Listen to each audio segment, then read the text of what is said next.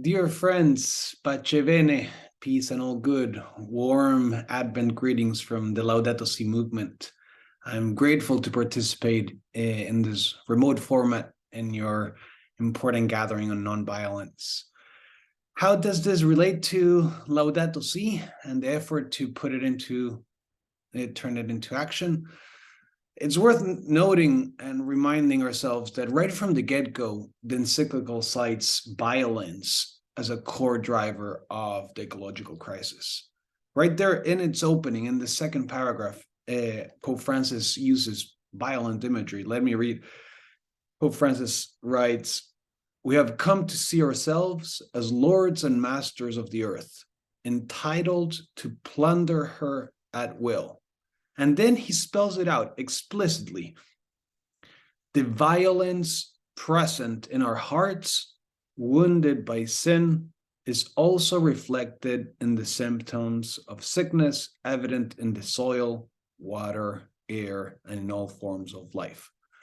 So there you have it, very explicit reference from the get-go to the role of violence. So without a doubt, if the Catholic Church made a strong commitment to living and teaching nonviolence, it would naturally greatly enhance the implementation of Laudato Si, without a doubt. So taming our violent impulses towards both people and creation are two sides of the same coin. Everything is connected, as Laudato Si states so often, one of its trademark quotes. Moreover, we also know that both forms of violence actually reinforce each other. We know first, one side, the ecological crisis leads to mass displacement of people. We are expecting over 1 billion climate refugees by 2050 in 30 years, less than 30 years, and increases the likelihood of violent conflict from this mass displacement. As an example, the effects of climate-driven drought are well documented in creating the conditions for conflict in Syria. Of course, on the other hand, it's obviously warfare ravages the natural world on top of the human casualties. Regarding the violence towards creation, on one hand, we have the violence towards fellow creatures that are being wiped out, the magnificent species and ecosystems, which have their own intrinsic value, that we're just wiping out from the face of our planet.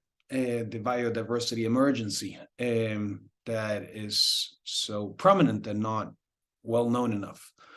As a side note, it's worth noting that there's a layer of violence towards fellow creatures that Laudato Si arguably didn't tackle with enough depth. The violence of industrial agriculture and our diets, our ways of eating, not only on one side, the direct violence of slaughtering animals at an industrial scale, but also the indirect violence of deforestation, the ravaging of ecosystems, and indigenous peoples and communities inhabiting those lands to make space for the land-intensive needs of the meat industry.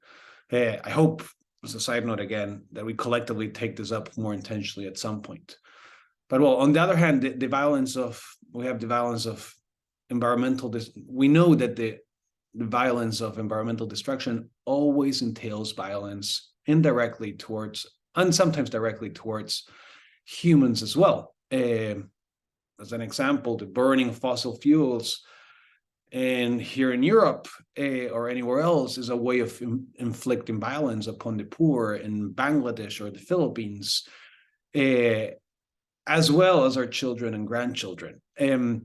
But well, back to the direct violence to humans, this topic that is so prominent in today's global stage with the just horrific amount of wars all around us. Throughout history, countless church leaders obviously have taught and emphasized Jesus's teaching and command to turn the other cheek, to put the sword back in its place. So it's there, but if the church was more intentional in living and teaching nonviolence, of course, in all its dimensions, it would naturally be a game changer for us all.